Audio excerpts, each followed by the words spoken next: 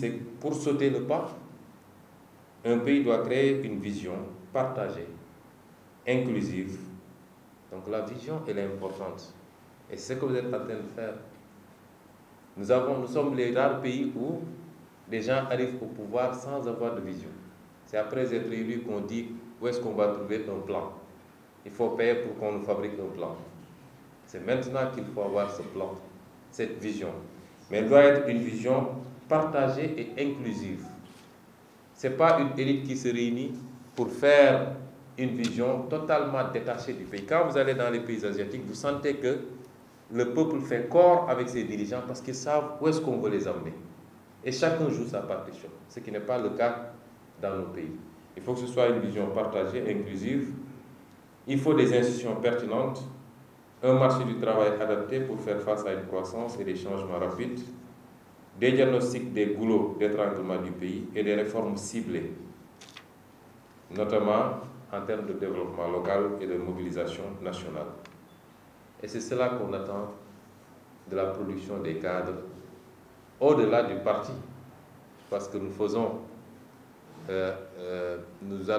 continuerons à être ouverts à toutes les expertises, tous ceux qui ont une expertise qu'ils veulent mettre au service de leur pays, au service d'une réflexion prospective.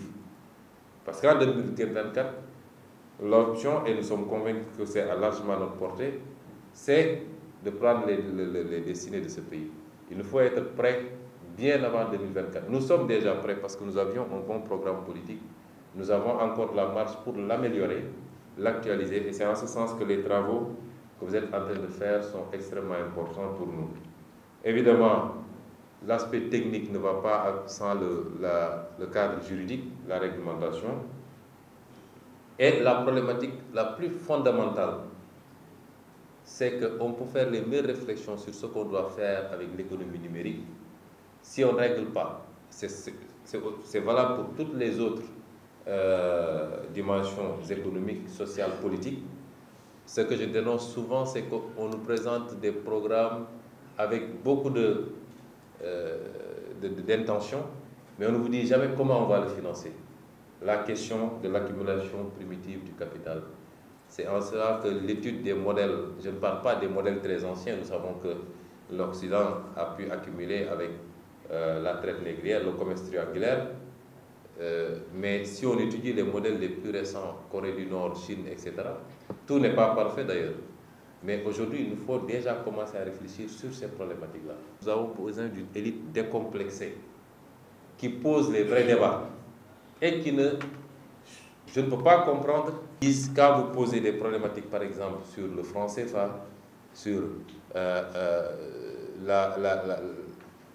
la mainmise sur nos propres ressources naturelles, que les gens vous disent non, ne parlez pas de ces débats, vous allez vous attirer l'inimité ou la foudre de tel ou tel. Mais finalement, on est quoi? Même chez nous, on n'ose pas dire ça, c'est pas bon pour nous, ça, c'est bon pour nous. Et on nous dit au nom de la stratégie. Moi, je ne serai pas dans cette stratégie. Je ne crois pas. À chaque fois que des intérêts occultes ont pu étouffer les révolutions africaines, c'est parce que soit ce n'était pas suffisamment approprié par une masse critique, comme je le dis, ou alors c'est parce qu'il y a eu un manque de courage de ceux qui devaient porter ces combats-là. Et ce que nous attendons du cadre du parti, de PASTEF, c'est beaucoup d'engagement, beaucoup de courage, pas seulement derrière le clavier, beaucoup de courage parce que nous avons soulevé sous un angle assez spécifique la question de la révolution de nos pays, et en face de nous, nous n'aurons pas des adversaires mais des ennemis. Et ce combat-là, il ne sera pas seulement un combat cérébral, même si l'activité de réflexion est très importante, c'est un combat qui peut être même physique, et en cela, il faut que nous tous, chacun et chacune d'entre nous, soient prêts et préparés, parce que c'est un sacrifice que nous devons à ce pays, et c'est un sacrifice que nous devons à notre continent.